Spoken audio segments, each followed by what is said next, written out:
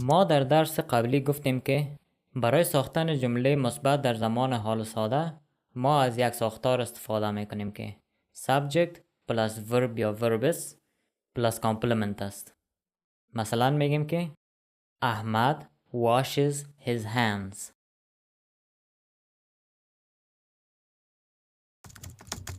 بر ساختن جملات سوالیه در زمان حال ساده ما از این ساختار استفاده میکنیم.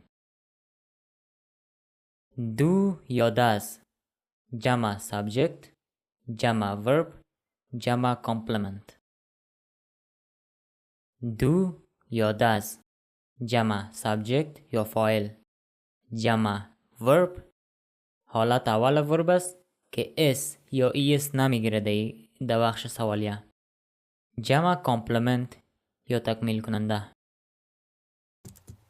مثلا اگر بگوییم که احمد washes his hands، در جمله سوالیش میگیم که آیا احمد دستای خود میشوید؟ Does احمد wash his hands؟ Does احمد wash his hands؟ دوستان ما در بخش افعال انجام دادن یا to do verbs گفته بودیم که do برای I، we، you و they اشخاص جمع استفاده میشن و does به he، she و it و اشخاص و یا اشیای مفرد استفاده میشن. I در اینجا در بخش جمع که از استثناست. و نکته دومی است که در ساختار جملات سوالی زمان حال ساده فعل یا verb s یا es نمیگیره چون خود کلمه does حرف s شامل است.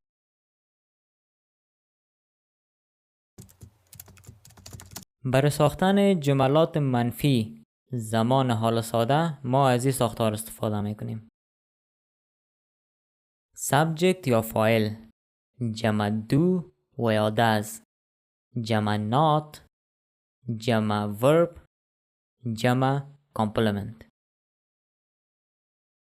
subject یا فاعل جمع do یا does جمع not یا نخیر یا نه جمع verb یا فعل جمع complement یا تکمیل کننده.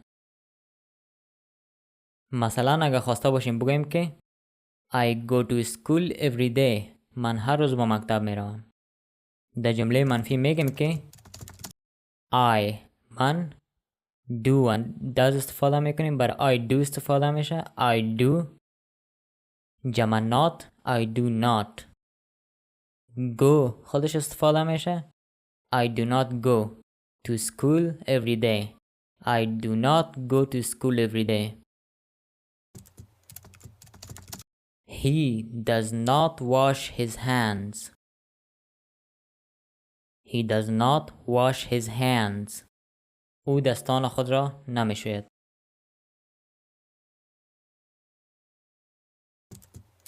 برای ساختن جملات سوالیه منفی ما از ساختار ذیل استفاده میکنیم. سوالیه منفی این قسم است که میگم این کار را نمیکنی. اگر سوال مثبت میکنیم سوال میکنیم میگم که این کار را میکنی، اما سوالیه منفی قسم است که میگم که این کار را نمیکنی و ساختار از این قسم است. do یا does جمع subject یا فاعل جمع not یا نه جمع verb یا فعل جمع complement. do یا does جمع subject جمع not جمع verb جمع complement. مثلا اگر ما بگوییم که شما در یک بانک کار میکنید میگیم که you work at a bank. You work at a bank. در جمله سوالی منفی میگیم که do you not work at a bank? Do you not work at a bank? آیا شما در یک بانک کار نمی کنید؟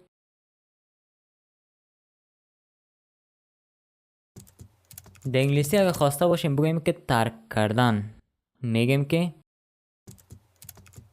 to leave. To leave.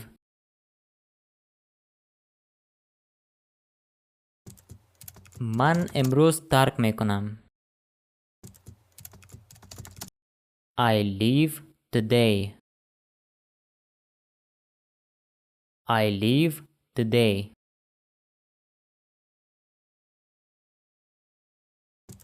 آیا من امروز ترک میکنم؟ Do I leave today? Do I leave today?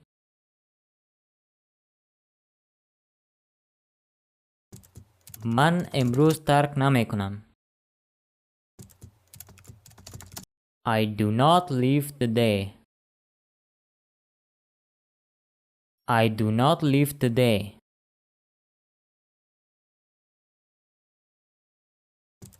آیا من امروز ترک نمیکنم؟ Do I not leave today? Do I not leave today?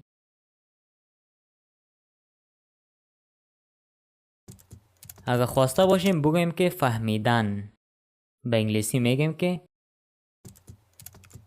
to understand. To understand.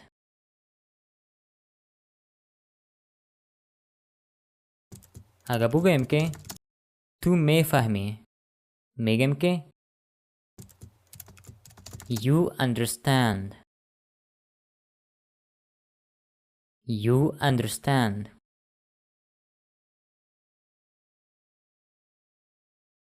اگه بگویم که تو او را میفهمی میگیم که you understand it. You understand it.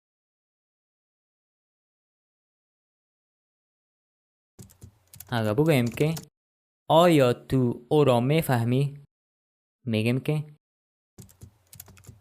do you understand it? Do you understand it?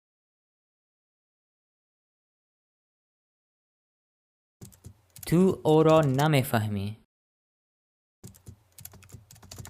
You do not understand it. You do not understand it.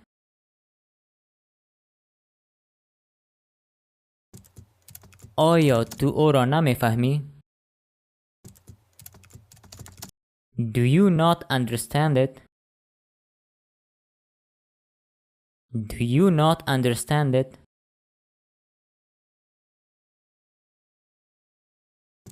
اگه به انگلیسی خواسته باشیم بگیم که بیان کردن یا گفتن میگیم که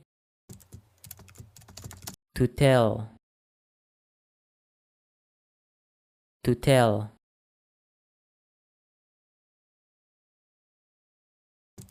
او مرد یک قصه میگوید. He tells a story. He tells a story.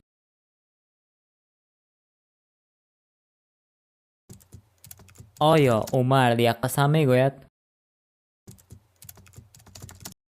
Does he tell a story?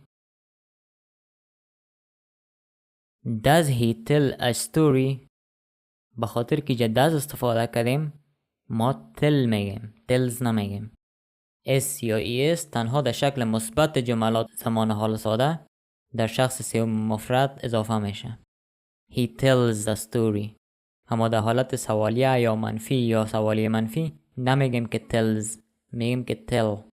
Does he tell a story?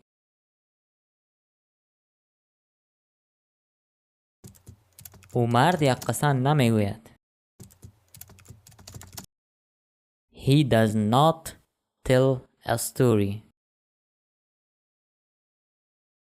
He does not tell a story.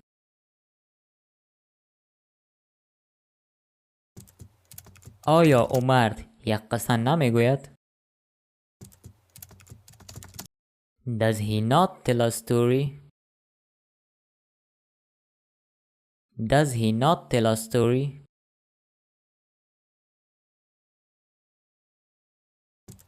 در انگلیسی اگه خواسته باشیم گفتن، در حالت عادی گفتن یک چیزه،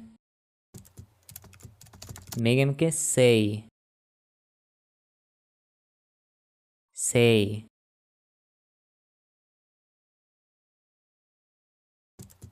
اگه خواسته باشیم بگیم که مریض، میگیم که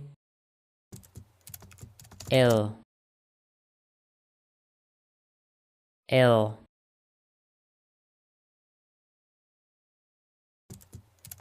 او خانم میگوید که مریض است.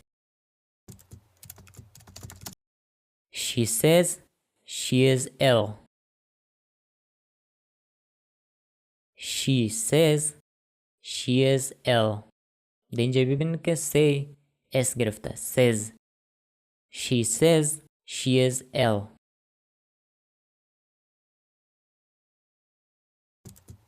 آیا او خانم میگوید که مریض است؟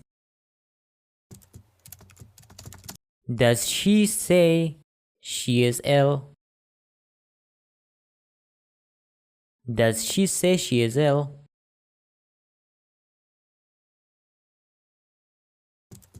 او خانم نمیگوید که مریض است. She does not say she is ill. She does not say she is ill.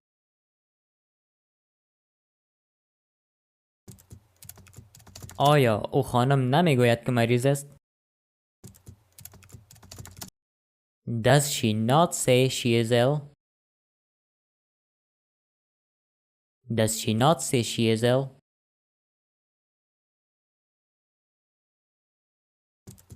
در انگلیسی اگه خواسته باشیم بگیم که آمدن، میگیم که to come.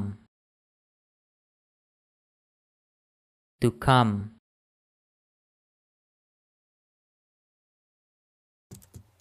آنها هر هفته اینجا می آیند. They come here every week. They come here every week.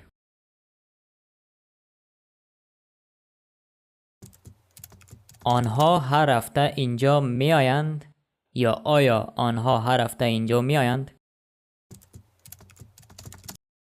Do they come here every week? Do they come here every week?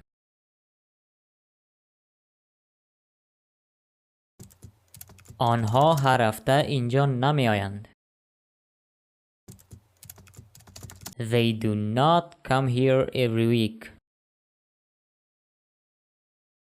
They do not come here every week.